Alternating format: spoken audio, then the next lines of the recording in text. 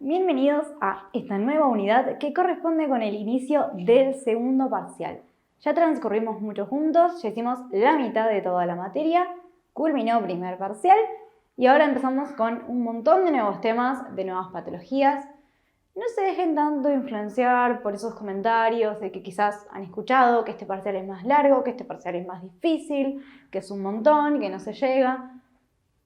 Eso creo que es muy personal. En mi opinión, a mí este parcial, incluso entre nosotros los ayudantes, hay un poco de discordancia con esto. En mi opinión, este parcial a mí me gustó mucho más, me resultó más ameno y me fue más fácil y me fue mejor en los resultados cuando la cursé.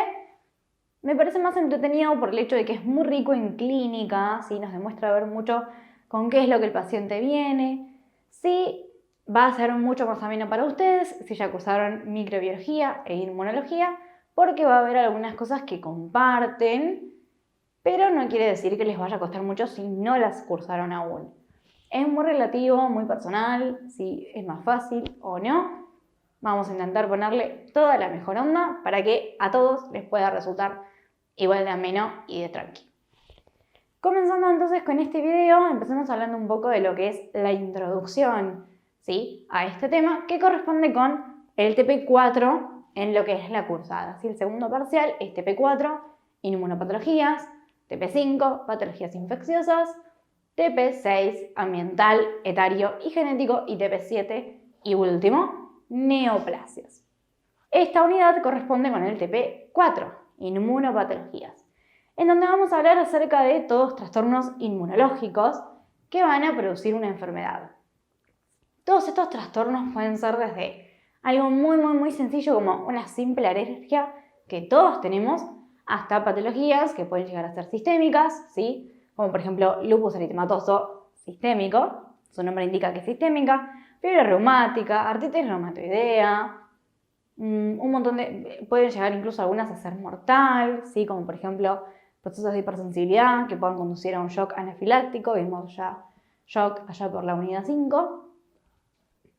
Es bastante variado. Vamos a dividirlo en 4 diferentes grupos, ¿sí?, a estas generalidades.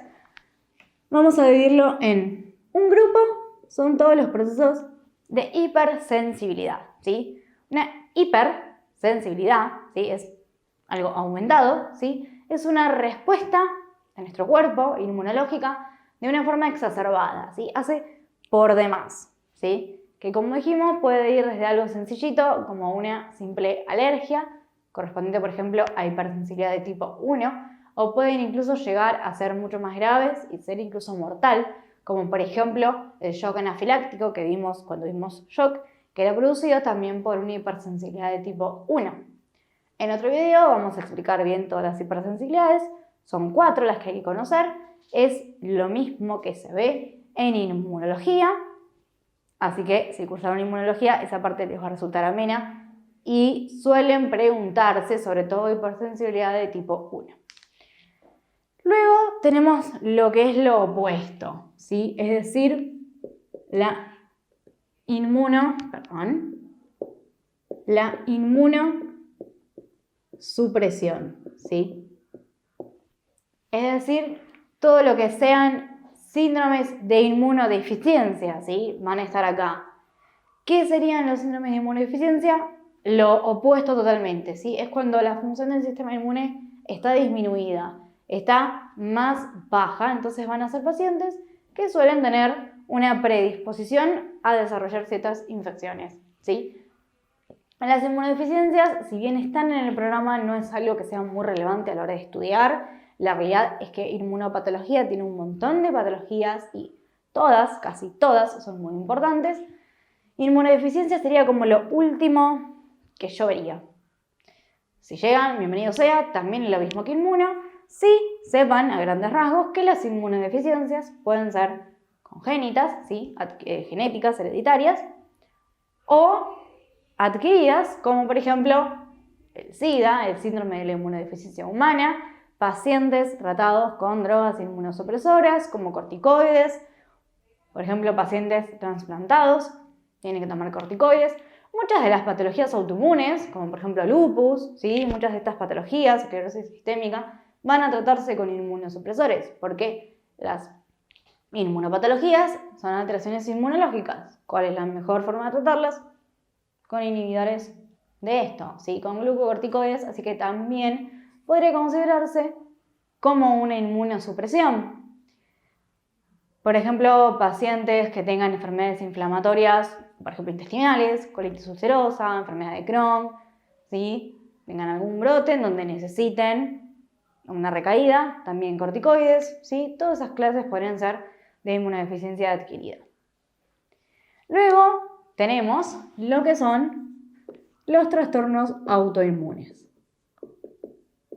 que es lo que más vamos a desarrollar en esta unidad, ¿sí? Los trastornos autoinmunes, ¿sí? Vamos a ver que son enfermedades, ¿sí? En donde se van a dar por una formación de anticuerpos, ¿sí? Va a haber tanto anticuerpos, ¿sí? Que van a reconocer antígenos que son propios en realidad, ¿sí? Tanto las células como los anticuerpos, porque también los linfocitos, ¿sí? Van a reaccionar ante nuestros antígenos, ante antígenos propios.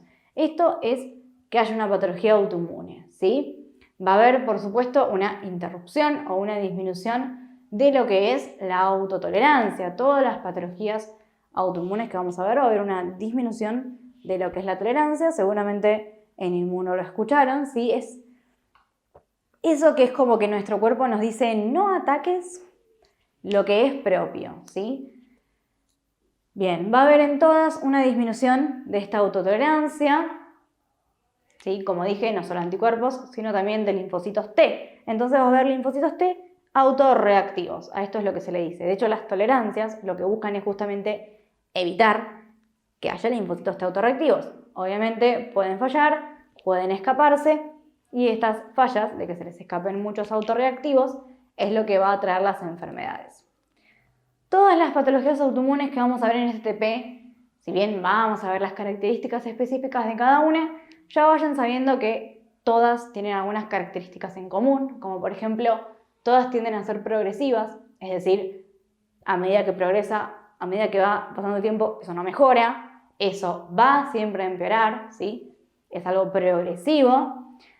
Vamos a ver que si bien muchas son sistémicas, ¿sí? Como lupus, artritis reumatoidea, que afectan todo el cuerpo, siempre tienen como lugares más afectados y los tienen bastantes en común. Uno de los lugares más afectados, uno de los órganos, son los vasos, ¿sí? Se van a formar inmunocomplejos que van a deambular por los vasos, y otros, por ejemplo, lo que son aquellos tejidos o esos órganos que se encargan de filtrar, como los riñones, las articulaciones, y también son muy afectadas la piel, por lo cual es importante que siempre vigilen, ¿sí? Lo que es la piel, ver todas las lesiones. Vamos a ver, por ejemplo, que en lupus es súper relevante la piel, son las manifestaciones más frecuentes. Y también las articulaciones son manifestaciones frecuentes, por eso es que se vuelven a ver todas en una parte de medicina interna que se llama reumatología, que se encarga justamente de las articulaciones, y los reumatólogos ven también esta clase de patologías. Así que si tienen una buena base con esto, les va a servir mucho, a mí realmente me sirvió mucho para esta parte de reumatología. Y también la mayoría, casi todas, son más prevalentes en mujeres. Todas son sistémicas, como dijimos, puede haber alguna que otra excepción, y siempre hay órganos diana, pero casi todas son sistémicas. Vamos a ir viendo después las excepciones. Son crónicas, es decir, no solo que son progresivas, sino que son crónicas, ¿sí? Esto no tiene cura, tiene tratamiento, uno puede tratar la clínica, pero no se cura. Y su origen siempre es multifactorial, ¿sí? Si bien dijimos que tiene una fuerte base inmunológica, esto no es lo único. Igualmente, todas las causas no están del todo aclaradas, es una mezcla entre proceso de hipersensibilidad. Muchas veces hay algún factor que lo desencadena, por ejemplo, algunas infecciones, estrés, algún factor ambiental. Los estrógenos también contribuyen, por eso es que la mayoría son más frecuentes en mujeres. Y también una base genética, ¿sí? Alguna alteración en los HLA. Bien. Acuérdense que también, si se acuerdan allá por la segunda unidad, TP1, habíamos dicho que una palabra mágica en este TP decir era necrosis fibrinoide. Siempre, casi siempre, vamos a ver entonces estas patologías vasculitis, inflamación de los vasos, con necrosis fibrinoide, es decir, que va a haber depósito de fibrina en lo que son los vasos, ¿sí? Va a haber exudado fibrinoso o cero fibrinoso, ¿sí? ¿Se acuerdan de esas cosas que fuimos recalcando diciendo en autoinmune se va a ver, en autoinmune se va a ver? El infiltrado inflamatorio, esa predomina más que nada mononuclear, ¿sí? Por el hecho de que son linfocitos, autorreactivos y todo esto que estuvimos diciendo. Y más o menos va por ese lado. Acuérdense que en todas hay una disminución de la tolerancia. Nosotros, si se acuerdan, teníamos más que nada lo que era una tolerancia central, que era básicamente la eliminación de clones de tanto linfocitos B como linfocitos T autorreactivos durante lo que es la maduración, ¿sí? Todo lo que es la ontogenia y todo eso. Y después teníamos la periférica, más que nada, una solución importante acá eran los Treg, que a través de una liberación de citocinas, ¿sí? Eliminaban los linfocitos T autorreactivos. Bueno, esto va a fallar y es lo que va a generar los trastornos autoinmunes. Y el otro grupo que tenemos, y el último, perdón que me emocioné con los trastornos autoinmunes, pero es básicamente lo más importante dentro de este TP, y eso que dijimos de características en comunes les va a servir no solo para hacer el mismo cuentito cada vez que empiecen una, sino que también les va a servir como para entender, ¿sí? Son lo que tienen en común. Así después cuando veamos cada una, vemos específicamente en qué se diferencian. Y la última de los grupitos o de las categorías es amiloidosis. Loidosis. Bien, la amiloidosis, ojo, no es una patología, ¿sí? Es un grupo heterogéneo de trastornos, es un conjunto de trastornos que se cree que tiene una fuerte base inmunológica, por eso es que se coloca en este TP, en el TP de autoinmune. Tiene una fuerte base inmunológica en todo lo que es su etiopatogenia. Lo que va a suceder es que va a haber depósitos de proteínas anómalas, mal plegadas, ¿sí? Proteína amiloide, en los diferentes tejidos. Va a haber un video específico destinado a amiloidosis que es moderadamente tomado. De acá, si tienen que prestar importancia, las autoinmunes, por supuesto, son las reinas, son un montón. Las patologías autoinmunes, ¿cuáles son las más importantes? No pueden ir a rendir sin saber lupus, sin saber artritis reumatoidea, fiebre reumática y las patologías de la tiroides, ¿sí? Hiper e hipotiroidismo. Es algo re frecuente. ¿Quién no conoce a alguien con alguna patología en la tiroides? Bien, esas son súper importantes. Y como dije, hipersensibilidad también es bastante evaluado, sobre todo la hipersensibilidad de tipo 1.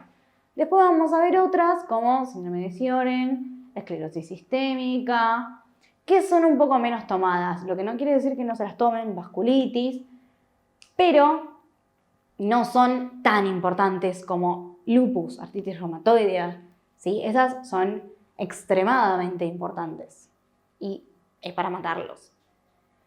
Las otras también véanlas porque autoinmune es un TP de por sí importante, pero denle más importancia a esas específicamente. En segundo lugar, entonces, esto sería como lo más importante a saber. Vamos a ponerle una estrellita. Lo segundo importante a saber, las hipersensibilidades. Si llegan a ver amiloidosis, es genial. Es un tema corto, es solo un video. Véanlo. Inmunosupresión. Denle si quieren una leidita. No es de lo más evaluado. Está en el programa, ojo, pero no es de lo más evaluado ni lo que tienen que priorizar. Es lo último a ver en este TP.